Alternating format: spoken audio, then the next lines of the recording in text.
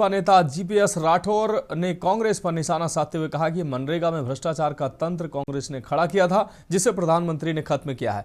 अब एक भी रुपया कोई भी चोरी नहीं कर पाएगा। उन्होंने कहा कि देश की आजादी में सभी धर्मों के लोग साथ थे और गाते गाते अपनी जान सबने दी है। उस समय किसी ने विरोध नहीं किया। आज सब राजनीति कर रहे हैं और विभाजन की रेखा खड़ी करना चाहते हैं। राठौर ने मौलाना मदनी पर भी टिप्पणी करते हुए कहा कि मदनी को अपनी जुबान बंद रखनी चाहिए। बांग्लादेश में जिस तरह की घटनाएं होती हैं तब कोई नहीं बोलता है। मदनी को धन्यवाद देना चाहिए। उन्होंने आगे कहा कि अगर मदनी को लगता है कि कुछ थोपा जा रहा है तो थोपा ही जाएगा। मनरेगा को एक भ्रष्टाचार का तंत्र कांग्रेस ने खड़ा किया था इस देश में, और उस तंत्र को व्यवस्थित करने का काम माननीय प्रधानमंत्री नरेंद्र मोदी जी ने किया है।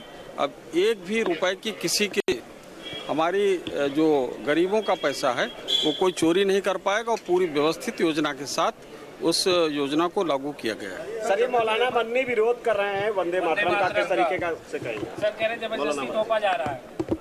देश की आज़ादी में कितने लोगों ने कुर्बानियां दी इस गीत को गाते गाते, और उसमें सभी जाति धर्म के लोग सम्मिलित थे। उस समय किसी एक भी मुस्लिम समाज से जुड़े हुए व्यक्ति ने इसका विरोध नहीं किया। आज ये लोग उसी वंदे मातरम के गीत को लेकर राजनीति करना चाहते हैं, एक विभाजन की रेखा खड़ी करना चाहते हैं, और मुझको लगता है कि इससे बड़ा दुर्भाग्य की कोई बात नहीं है। और मौलाना मदनी को अपनी जुबान बंद रखनी चाहिए। वहाँ पर बांग्लादेश में कत्लेआम हो रहा है, तो उस पर इनकी जुबान एक बार हिलती नहीं है कि किस तरीके से क्या हो रहा है, और यहाँ के लिए कुछ भी करो तो नई नई इन लोगों को बातें सूझती हैं। इतना व्यवस्थित तरीके से लोकतांत्रिक व्यवस्था भारत में काम कर रही है कि दुनिया के किसी देश में नहीं काम कर रही।